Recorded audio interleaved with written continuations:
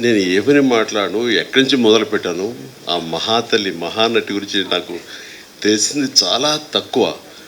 దాన్ని ఎట్లా నేను ఆవిష్కరించను అనే ఇందాక నుంచి మీమాంసలో ఉన్నాను. నిజంగా కూడా చాలా కష్టం. కానీ ఆవిడ గురించి మాటలు మాట్లాడే కంటే చేతల్లో ఇలా చూపించుకునే అదృష్టం నాకు లభించినందుకు దీనికి కారణమైనటువంటి ప్రతి ఒక్కరికి శిరస్సు వచ్చే హృదయపూర్వక నమస్కరిస్తున్నాను. బట్ ఆవిడతోటి నాకు అనుబంధం ఉంది అని చెప్పుకోవటం అన్నది నాకు చాలా సంతోషంగా, గర్వంగా అనిపిస్తుంది.